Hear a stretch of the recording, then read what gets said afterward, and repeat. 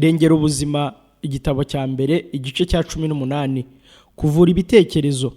Ibitekerezo bifite uruhare runini ku buzima. Indwara nyinshi ziterwa no kurwara mu bitekerezo, agahinda, guhagarika umutima, kutanezerwa, gushengurwa n'ifuti n'ibicumuro no kutagira ibyiringiro. Ibyo byose bimara imbaraga z'ubuzima, bikabwangiza, bikaba byahitana n'umuntu. Rimwe na rimwe gutekereza cyane bitera indwara, kandi akenshi bigatuma indwara yiyongera.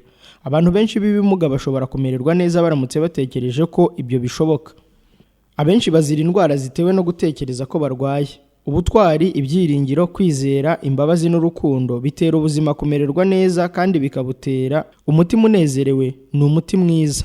Imigani, igice cya 17, umurongo wa 22. Mu buryo butari bumwe bwo kuvura umurwayi, umugabane wo kunganira ibitekerezo bye ntukwiriye kwirengagizwa. Nyamara hariho uburyo bumwe bwo kuvura ibitekerezo. Ubwo buryo n'umwanzi ukunda kubukoresha.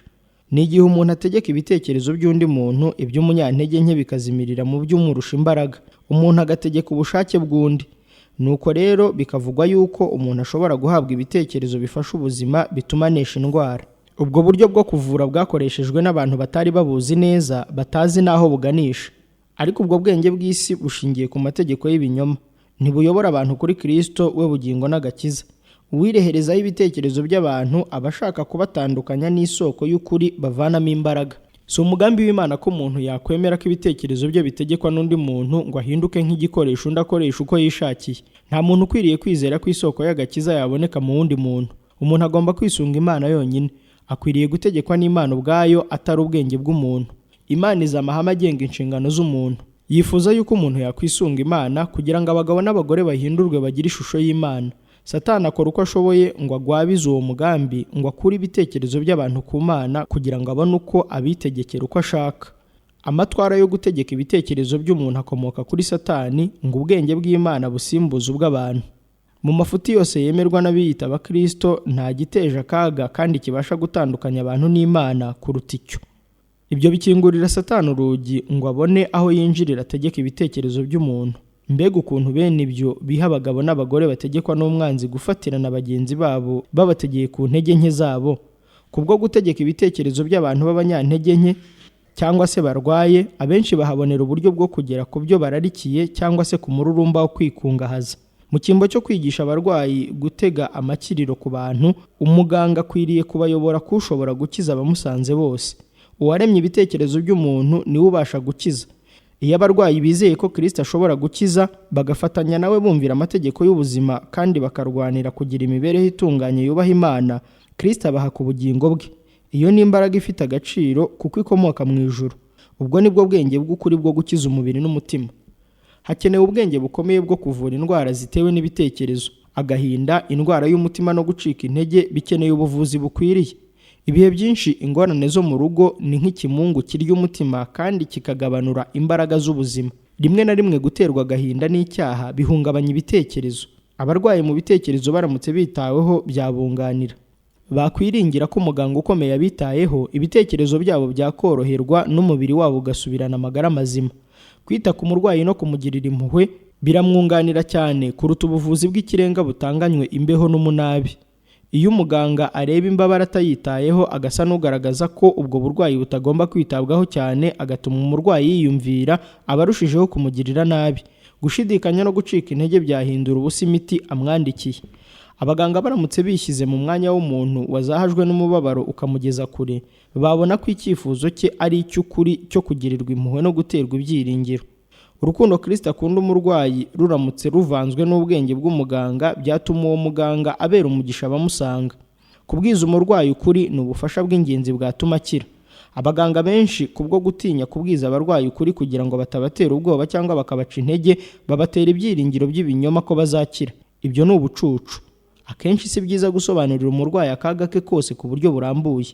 Bishobora kumuhamura bigatuma atinda gukira cyangwa se ntanakire rwose. Akenshi nta nubwo bikwiriye kubwira ukuri kose abibwira ibitari byo kubiberekeye cyangwa se ibyerekeye abandi. Kuri bo baba bibwira ko ari ukuri, n'abarwaza babo baba bakwiriye kubereka yuko babihanganiye kandi bakabikorana ubwenge. Abarwayi bamwe babwijwe ukuri babasha kubabara, abandi bakiheba.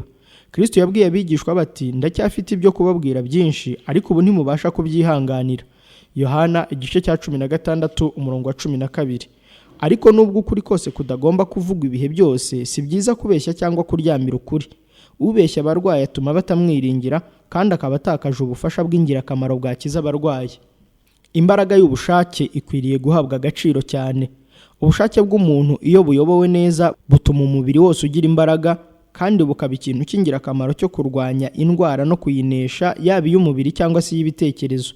Iyo abarwayi bamenyereje ubushake bwabo gukora ibihuje n'ubuzima, baba bafatanya n'ibyo umuganga akora bituma bakira. Abantu ibihumbi babasha gukira baramutse babishatse. Ibihe byinshi abantu b'ibimuga bashobora kurwanya indwara mu gihe barwanya indwara zoroheje kandi bakanga kubaho ntacyo bakora. Igihe abarwayi babonye bavarutse n'imisonga n'uburibwe, bakwiriye gukora umurimo w'ingirakamaro.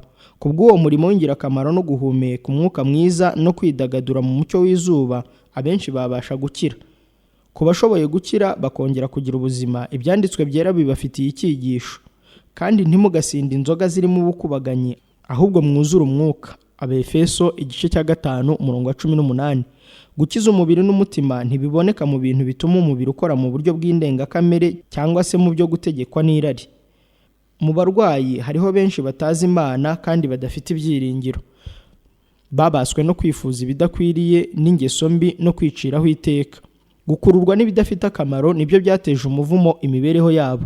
Umutima wose ushonje uzakomeza gusonza mu gihe cyose ugishakira icyawuhembura hano. Abanywa ku isoko y'umunezero wo kwikunda barishuka. Bibwira ko umunezero biyumvamo mu mubiri ari imbaraga, maze uwo munezero wabashiramo bakumva bacitse intege.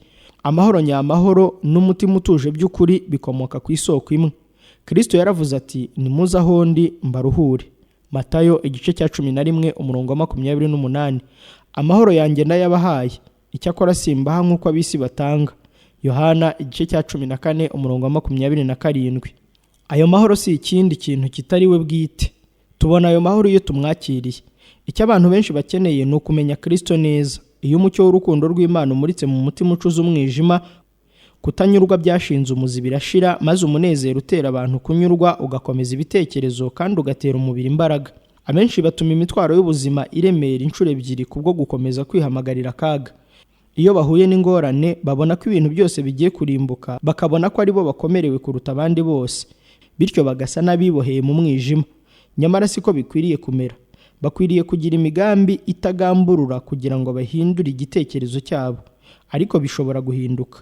Bakwiriye kureka guhoza amaso ku mwijima uri mu bitekerezo byabo gusa, bakareba umucyo Imana bashyize imbere, kugeza ubwo bazareba ibitagaragara by'ibihe byose bateganirijwe. Imana yatanze ubufasha bukwiranye n'ikigeragezo cyose. Igihe Abisirayeli bageraga ku mazi asharira y'Imara, agati kari hafi niko bajugunye mu isoko kugira ngo amazi abe meza. Mu kigeragezo cyose, iyo dushakashaka Kristo, amaso yacu arafunguka, tukabona amasezerano yo gukiza indwara aboneka mu ijambo rye. Tubona ishami rikiza kuri buri ntama y'amazi asharira dufatiwe ku minwa.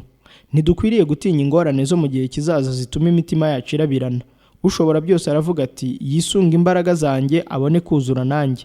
Yesaya igice cya 27 umurongo wa 5. Abiyegurira gukorera Imana ntibazagera aho bahura n'ingorane itabonirwa intsinzi. Iyo dukora ibihuje n'ijambo ry'Imana, tuba dufite umuyobozi utuyobora, nubwo twababara cyangwa se tukaba twenyine, dufite inshuti babarana natwe. Igihe tunyereye tukagwa bitewe n'ubujiji, umukiza ntadutererana. Ntidukwiriye kwibwira ko turi twenyine. Uwo kuduhumuriza twasezeraniwe na Kristo abana natwe. Mu nzira iganisha abantu mu murwa w'Imana, nta gahinda cyangwa umubabaro cyangwa intege nke z'abantu bidafite umuti. Satani abasha kugusanga akaguca intege ati, ibyawe ntibikigira igaruriro. Nyamara Kristo niwe byiringiro byawe. Ingorane izo arizo zose, zaba zishengura umutima n'umubiri, ahora yiteguye kuzitwamururaho.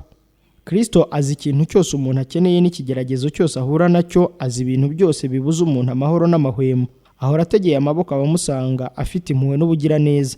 Ubumuga bwacu bumugeraho, kandi ahora yifuza kurambika ingorane zacu ku birenge bye ngo zibe ariho ziguma. Si byiza kwireba ubwacu ngo dusesengure ibitugora. Tugenje dutyo, umwanzi yaduteza ibishuko byo kuduca intege.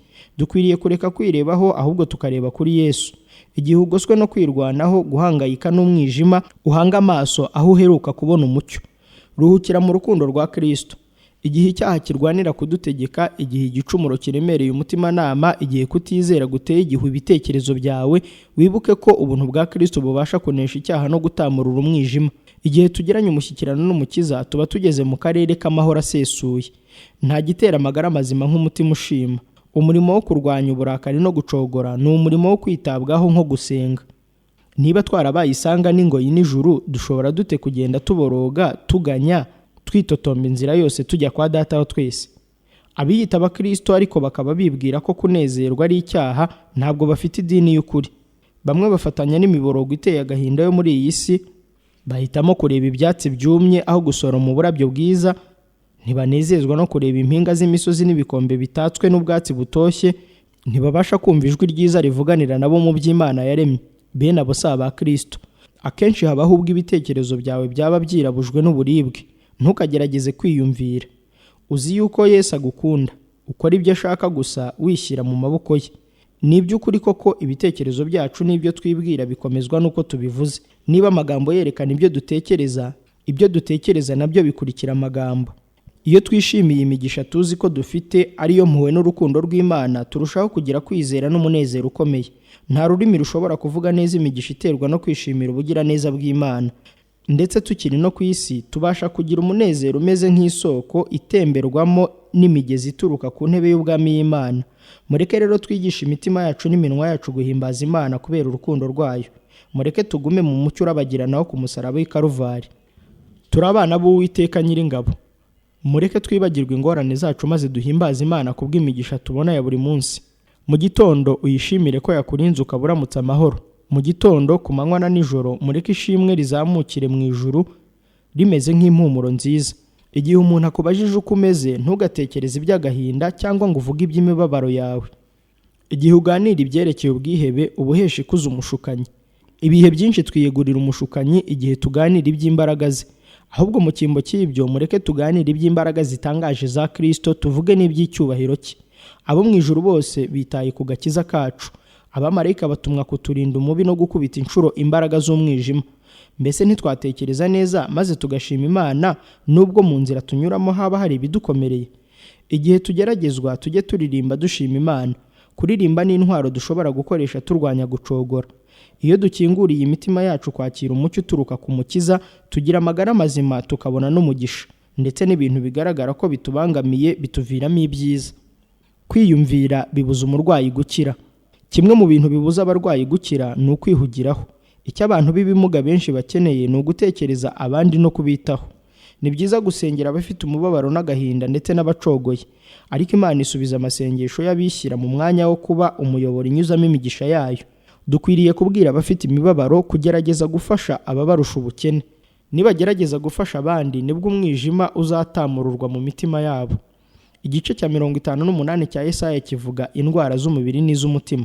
Kandi ukurekura ugatanga ibyo kurya byawe, ukagaburira abashonji, ukazana abakene bameneshejwe ukabashyira mu nzu yawe. Wabona uwambaye ubusa ukamwambika, ntiwirengagize bene wanyu. Ubwo rero umucyo wawe uzatambika nk'umuseke, indwara yawe izakira vuba, gukiranuka kwawe kuzakujya imbere, kandi icyubahiro cy'Uwiteka kizaba kigushoreye. Nutabaza Uwiteka azagutabara, nutaka azavuga ati ndi hano. Niwihotorera umushonji ugahaza umunyamubabaro, umucyo wawe uzahera ko uvire mu mwijima, kandi urwijiji rwawe ruzatamuruka haba amanywa y'ihangu. Uwiteka azajya kuyobora, uzamera nk'urutoki rwuhirwa, kandi uzaba nk'isoko y'amazi idakama. Yesaya igice cya 58 umurongo wa 7 kugeza ku wa 11.